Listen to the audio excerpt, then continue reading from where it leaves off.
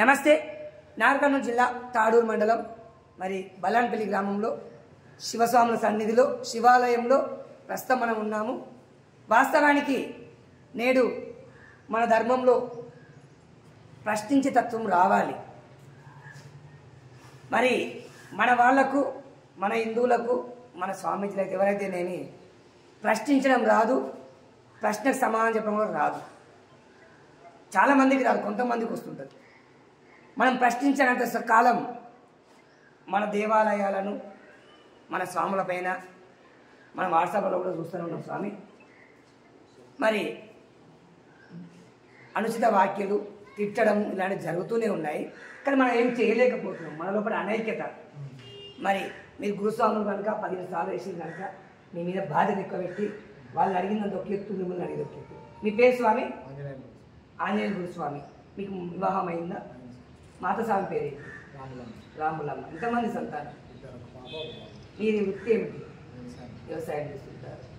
మరి నేడు జరుగుతున్న హిందూ సాంప్రదాయాల పైన ప్రతి ఊర్లో మీ ఊరే మా ఊరే కాదు, ప్రతి ఊర్లో మన ముంగటనే దేవుళ్ళను దూషిస్తున్నారు కొంతమంది, అందరు కాదు కొంతమంది. దాన్ని మనం ఏ విధంగా ఎదుర్కోవాలి? మనమంతా ఐక్యతగా ఉండాలి. ఉండి దాన్ని దూషించినా కూడా దానికి మనం మాట్లాడాలి. మనం మన మన లోపల హిందుత్వం మనం అంత యూనిటీగా ఉంటే అతను కూడా వచ్చి మనం ఎదుర్కోగలుగుతాం. ఓకే. మనం మాలేసుకున్నప్పుడే కాకుండా ఉత్తాపుడు కూడా దేవాలయాలకు వస్తున్నారు, పోతున్నారు. సంతోషం. అది మాలేసినప్పుడు కొంచెం గట్టిగా స్వామి నాలాగా మాలేసినప్పుడు 45 రోజులు ఒక దీక్షలో ఉంటాము. అవును. మిగతా టైంలలో ప్రతి ఒక వారం లేకపోతే వారానికి 2 రోజులు ఎంచుకొని భజన కార్యక్రమాలు, దేవాలయాల్లో కొన్ని కార్యక్రమాలు జరుగుతుంటే అటెండ్ కావాలి. ఓన్లీ మాలేసినప్పుడే కాకుండా అన్ని వేళలా మన హిందూ ధర్మాన్ని కాపాడుకుంటూ ఉండాలని కోరుకుంటున్నాను. చాలా సంతోషం స్వామి. ఎందుకంటే ఒక్కొక్క ఊళ్ళో 25-30 మంది దాకా శివస్వాములు అవుతారు, అయ్యప్ప స్వాములు అవుతారు, ఓ మస్తుగా అవుతారు, వైభోగం ఉంది. నేను తప్పు పట్టలేదు ఎవరిని. అంతమంది ఉండి కూడా ఎవరైనా మన అయ్యప్ప స్వామిలో మన శివస్వామిని తెచ్చినప్పుడు మరి ఆ 25 మందిలో ఒకరో ఇద్దరు కంపల్సరీ ప్రశ్నిస్తారు, గట్టిగా పోరాటం కూడా చేస్తున్నారు. ఈ మధ్య మీరు కూడా చూస్తున్నారు, మన హిందువులు కూడా చాలా చైతన్యం అవుతారు. మనం ఎవరి జోలికి పోవట్లేదు. మన జోలికి వచ్చి కూడా ఈ మధ్య శివస్వామి కూడా ఎవరో ఎక్కువ అంటే కూడా తరిమి కుట్టడం జరిగింది. అయ్యప్ప స్వామి కూడా ఈ మధ్య భరతం పడుతుంది అంతటా. అంతా మనం కష్టపడుతున్న మన పైన దుష్ప్రచారం కూడా జరుగుతుంది. ఎవరో కాదు, మన వాళ్ళే, మన హిందువులే మన మీద బురద జల్లే ప్రయత్నం చేస్తున్నారు.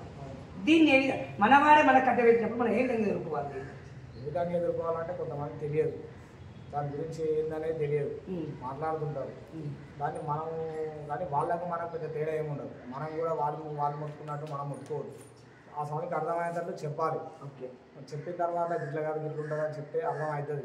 అర్థం చేసుకునే వాళ్ళు అయితే అర్థం చేసుకుంటారు. లేదు అట్లా కాకుండా కొందరు ఎగతా చేసేటోళ్ళు కూడా ఉంటారు.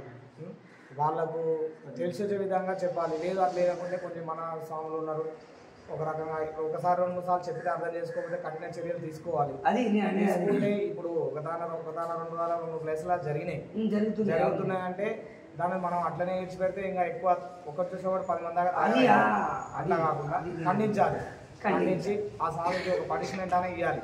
అతలా చేస్తే అరే వాళ్ళ స్వామి దానిపోతే శివస్వామి కానీ ఆంజనేయ స్వామి కానీ ఎవరైనా సరే దానిపోతే ఈ రకంగా ఉంటుందనే పనిష్మెంట్ అతనికి అర్థం కావాలి. అది అందుకోసమే అయ్యప్ప స్వాములు కావచ్చు, శివస్వాములు కావచ్చు, ఆంజనేయ స్వాములు కావచ్చు, ఇంకా ఏ ఇతర స్వాములు ఎవరైనా సరే దీక్షలో ఉన్నప్పుడు ఎవరైనా ఎగతాలు చేసి ఏలన చేసి మాట్లాడినప్పుడు ఖచ్చితంగా పనిష్మెంట్ ఇవ్వాలని కోరుకుంటున్నాం. దీక్షలో ఉన్నప్పుడైనా లేనప్పుడైనా హిందూ ధర్మం జాలికి పోవద్దు. అతను మన హిందూ ధర్మం గురించి ఏమైనా ఎగతాలు చేసి మాట్లాడితే దానికి తగిన పనిష్మెంట్ ఇవ్వాలని మొత్తంకి మీరు కోరుకుంటున్నాను. సంతోషం అండి గురుస్వామి గారు. నేను మీరు ఇంత చక్కగా మాట్లాడాలని అనుకోలేదు. ఎందుకంటే వాస్తవానికి మనకు మీడియా సహకారం ఉండదు, మనకు మీడియా సహకరించదు. మనం ఎంత మంచి పని చేసినా వాళ్ళే తప్ప అని అన్ని పత్రికలు రాసి పెడతాయి. ఆ శివస్వాములే తప్ప అంటారు, అయ్యప్ప స్వాములే తప్ప అని రాస్తారు.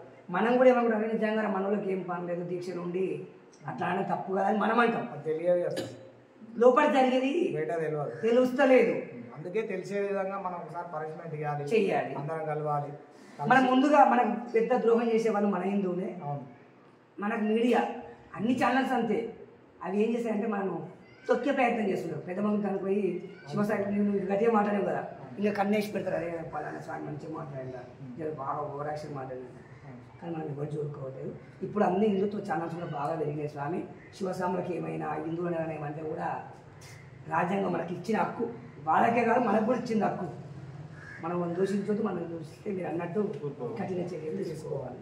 తప్పకుండా మన ఊరు మనం ముచ్చట్లతో మా ప్రయత్నం అదే చేస్తున్నాం. హిందుత్వాన్ని తట్టి లేక ప్రయత్నం చేస్తున్నాం. ధన్యవాదాలు. చక్కగా చెప్పారు మీరు.